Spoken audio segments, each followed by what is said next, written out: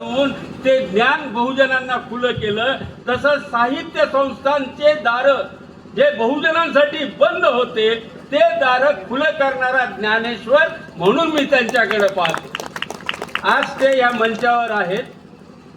तुम्ही भाग्यवान आहात. आम्ही 12 संमेलनं घेतली गावाची. हो, तुम्ही कधी आला नाही. अरे काय कमाल आहे. तर मी आत्ताच निमंत्रण देऊन ठेवतो की पुढच्या डिसेंबरमध्ये 2026च्या डिसेंबरमध्ये औरंगाबाद शहरातच आम्ही अंबाजोगाई साहित्य संमेलन घेतो आहोत.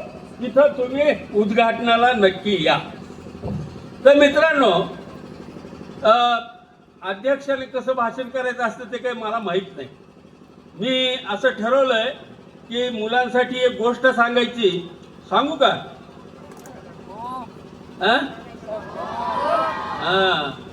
बर, मला तुम्ही एक सांगा, तुमच्यामध्ये कविता कुणाला करता येते? कविता करणाऱ्यांनी हात वर करावा. काय परीक्षा नाही, खरं सांगा. हाय हाय, एक तर मुलगा उभा राहिला. गुड, व्हेरी शाबास.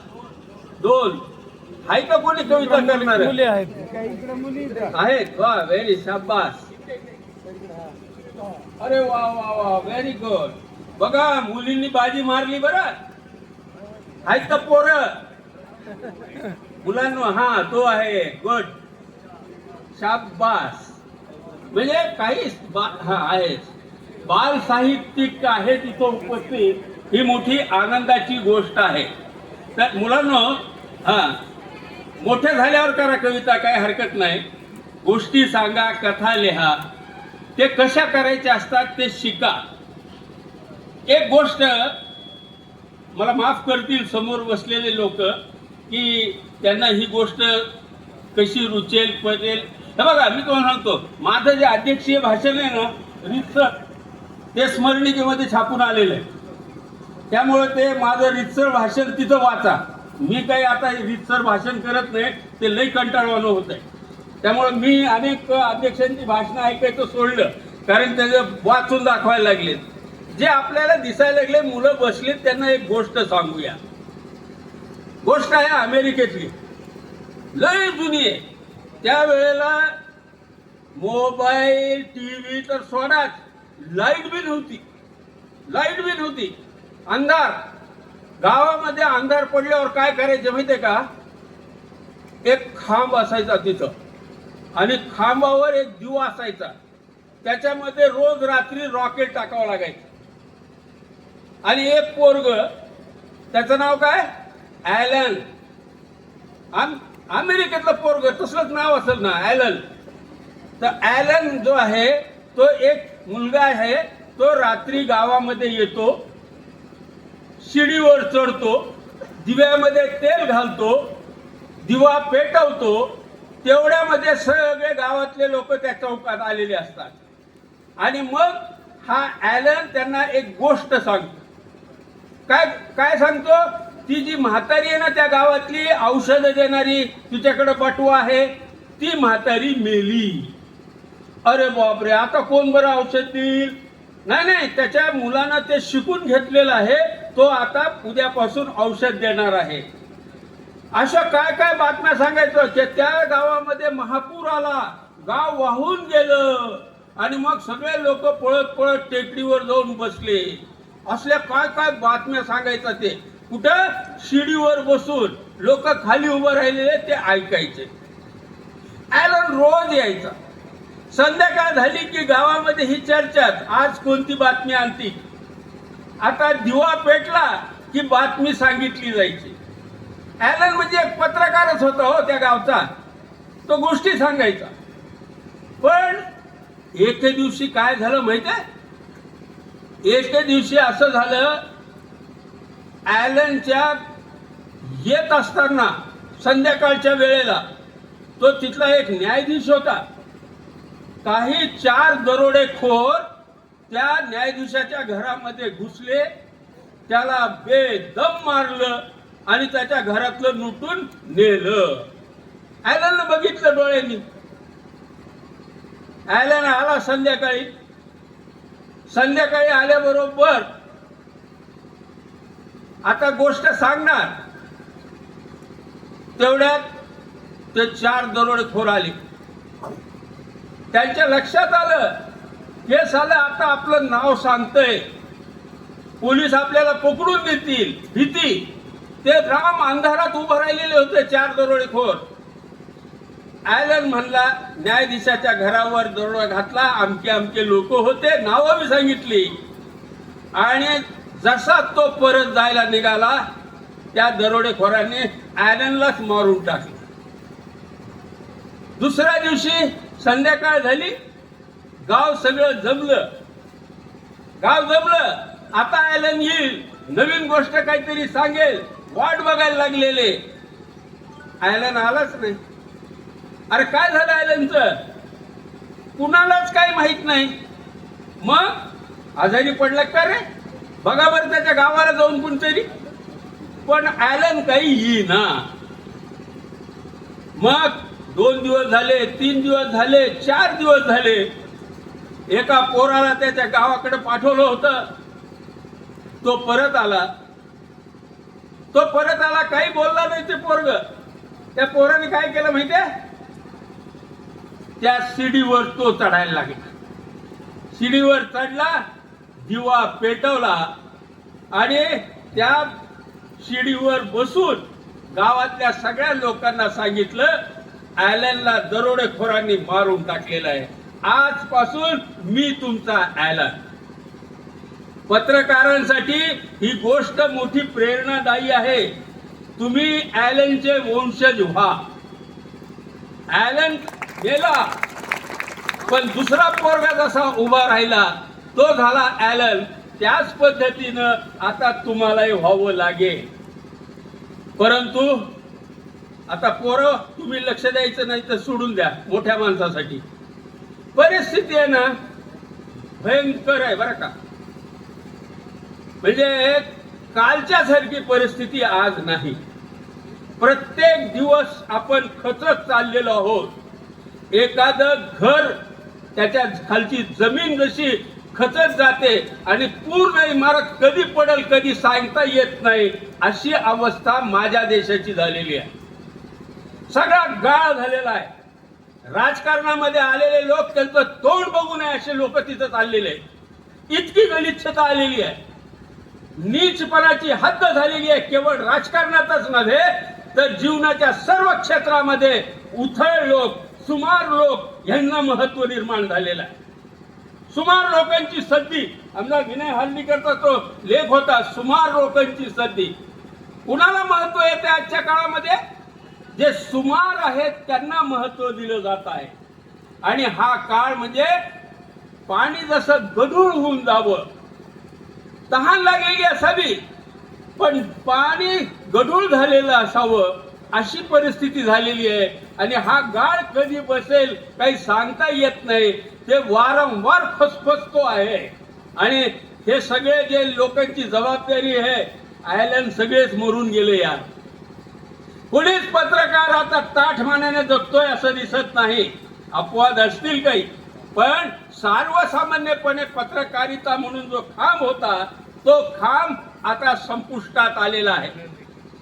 मला असं वाटतं बरं का, ज्या वेळेला हे 4 खांब कोसळलेले असतात ना, उद्ध्वस्त झालेले आहेत, हा लोकशाहीचा डोलारा कुणाच्या खांद्यावर उभा राहावा, कोणता खांब त्याला तोलणार आहे लोकशाहीला? मला असं वाटतं की हा खांब तोलण्याची जबाबदारी साहित्यिकांनी घेतली पाहिजे. त्यांनी 5वा खांब म्हणून पुढे आलं पाहिजे. माझ्या देशाची लोकशाही आता लेचेपेचे बोलू नका, नका जाऊ पुरस्काराच्या मागे, नका जाऊ अनुदानासाठी त्यांचे जोडे धरत माग. आता उभं राहा ताठपणे. मला ही गोष्ट फार महत्वाची दिसते की या चळवळीला मराठवाडा साहित्य परिषद, या चळवळीचा इतिहास तुम्ही समजून घ्या. ही चळवळ निजामशाहीच्या विरुद्ध लढण्यासाठी उभी राहिलेली आहे. साहित्यिकांची चळवळ निजामशाहीच्या विरुद्ध लढण्यासाठी या मराठवाड्यानं उभी केलेली आहे. या देशाची लोकशाही आता संकटात आलेली आहे. पुन्हा एकदा साहित्य चळवळीला ती भूमिका, स्वातंत्र्यपूर्व काळातली भूमिका बजवावी लागणार आहे. आणि ह्याच्यापासून सुटका नाही. गेले ते दिवस नॉर्मल गोष्टीमध्ये तुम्ही तुमच्या करिअरचा विचार करा. तुम्ही नॉर्मल सिच्युएशन असेल ना जरूर करिअरचा विचार करा, पण जेव्हा देश संकटात असतो त्यावेळेला देशाचाच विचार करावा लागणार आहे हे लक्षात घ्या. सगळ्या क्षेत्रामध्ये मी तुम्हाला सांगत होतो, मी 5-10 मिनिटांमध्ये संपवणार आहे. काय आहे परिस्थिती? शेतकऱ्यांची अनुदाने, कर्जमाफी, फार एक चांगला शब्द. तुम्ही साहित्यिक मंडळी लोकांना सांगा ना हो शब्दांचे नीट अर्थ. काय म्हणतात? सरसकट करा. सरसकट करा म्हणजे कुणाकुणाचे करा? जे सरकारी नोकरी करतात त्यांची बी, त्यांच्या नावानं 7/12 आहे म्हणून त्यांचे बी, जे इन्कम टॅक्स भरतात त्यांनाही कर्जमाफी, त्यांनाही अनुदान. अहो मला परवा लातूरला एक कारखानदार भेटला, मोठा कारखानदार, रोज काहीतरी 50-60 हजार रुपये छापत असेल असा माणूस. तो मला म्हणला की मला पण अनुदान आलंय, अतिवृष्टी झाली ना आता, मला लाज वाटते म्हणलं हे अनुदान घेताना, पण आलंय माझ्या खात्यावर पडले. म्हणले मी काय करू आता? ही जी शोकांतिका आहे, काय चाललंय हे? हा आहे तिजोरीवरचा दरोडा. आणि हे कोण घालतायत? शेतकऱ्याच्या नावानं बिगर शेतकरी. सगळीकडे बरं काय ही चालाकी आहे. आरक्षणाचा लाभ कुणाला? मोठ्या लोकांना, त्याच्यातले जे मोठे असतील त्यांना. आणि शेतकऱ्यांचा अनुदानाचा लाभ कुणाला? जे सरकारी नोकऱ्या करतात, जे व्यवसाय करतात, इन्कम टॅक्स भरतात, जे राजकारणामध्ये आहेत आणि ज्यांना चोरीचा धंदा कळतो असे चोर लोक ही अनुदानं घेत आहेत. मला वाटतं याच्यावर कोण बोट ठेवणार आहे हो? कोण बोट ठेवणार आहे? तुम्हाला कधीतरी सांगावं लागेल.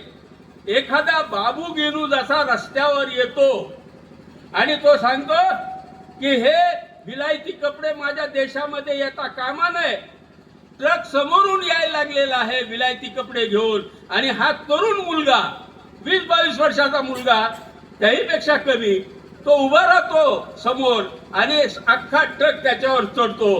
पण बाबू गेनू आज मला प्रेरणाचं स्थान वाटतं. मला असं वाटतं की तुमच्यापैकी कोणीतरी सांगायला पाहिजे की मला नको अनुदान, हे अनुदान बंद करा, बिगर शेतकऱ्यांना द्यायचे. शेतकरी या शब्दाची व्याख्या, आता तुम्ही सगळे लोक शब्दाशी खेळणारे लोक आहात, कधीतरी सांगा ना शेतकऱ्याची व्याख्या काय करायची. सगळं कळतं बरं का, राजकारणातल्या लोकांना कळत नाही असं नाही, ते हरामखोर आहेत म्हणून न कळल्यासारखं करतात. म्हणून मी तुम्हाला सांगतो की शेतकरी या शब्दाची व्याख्या आहे ज्याच्या उत्पन्नाचं मुख्य साधन शेती आहे. ज्याच्या उत्पन्नाचं मुख्य साधन शेती आहे, तो मजुरी आहे, तो बटाईदार आहे, तो सालदार आहे, हे कुणी असू द्या, तो शेतकरी आहे. तुमच्याकडे 7/12 आहे म्हणून तुम्ही शेतकरी खोट. अरे तू मला तर प्राध्यापक लोक 1.5-2 लाखाचा पगार घेणारे ते म्हणतात आम्ही शेतकरी, आम्ही शेतकरी.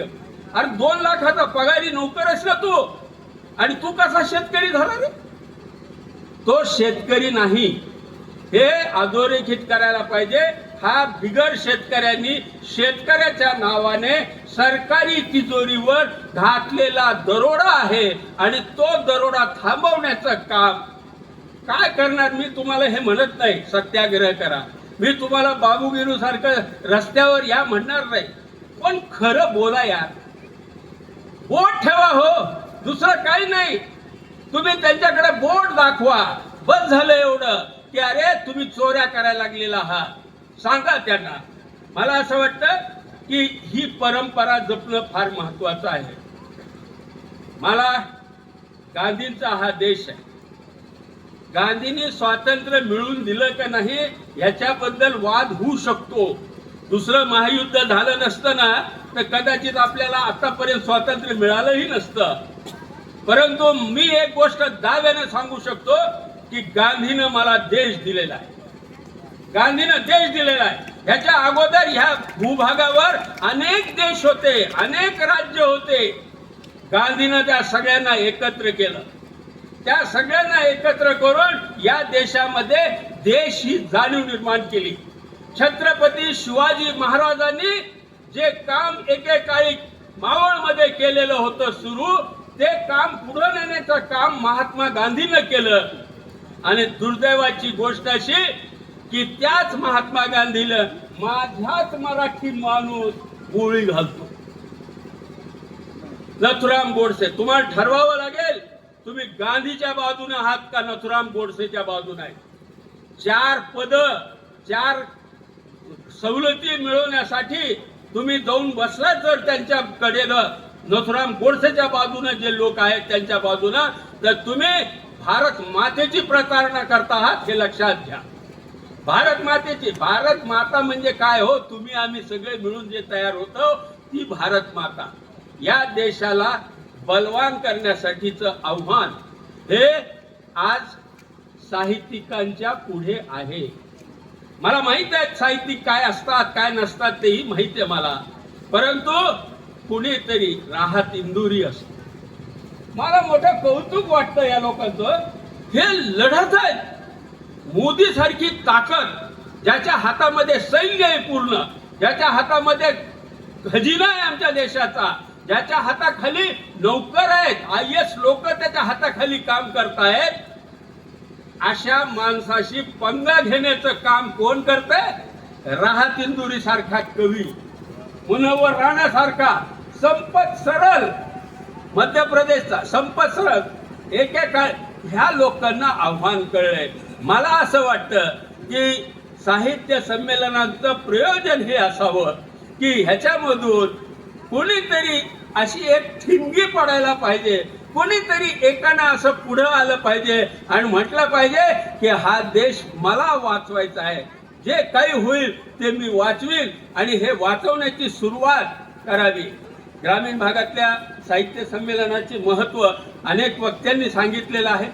आम्ही अंबाजोगाईमध्येही एक छोटंसं साहित्य संमेलन दर 2 वर्षांनी घेतो आहोत आणि हे साहित्य संमेलनामध्ये जसं पाटलांनी सांगितलं की अनेक लोकांना ह्याच्यामध्ये सहभाग मिळतो, अनेक मतं पुढे येतात आणि या मतामधले नेमकं पुढं काय न्यायचं आहे ते ठरवता येतं. या व्यासपीठाला हे महत्त्व आहे.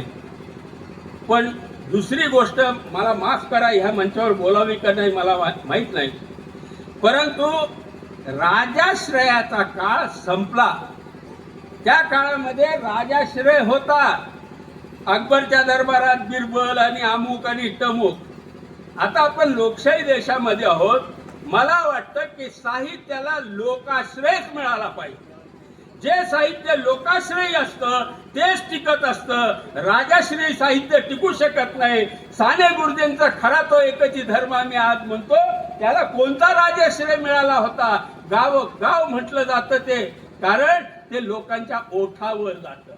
साहित्य लोकाश्रयीच असलं पाहिजे, कारण ते लोकांसाठीच तयार केलेलं जातं. साहित्य संस्थांनी फारसं राजाश्रयाच्या मागे लागू नये, तर लोकाश्रयाच्या मागे लागावं. जास्तीत जास्त लोकांचा सहभाग अशा साहित्य संमेलनामध्ये कसा होईल हे पाहावं. मी काय माणूस आहे मला कळत नाही, माझी निवड कशामुळे केलेली आहे. मी एक साधा कार्यकर्ता आहे. कार्यकर्ता म्हणूनच थोडं बहुत इकडचं तिकडचं लिहितो आहे. त्या सामान्य माणसाला तुम्ही या मंचावर अध्यक्ष म्हणून बसवलं, मला मान दिला, त्याबद्दल मी सर्वांचे आभार मानतो. धन्यवाद. धन्यवाद सर.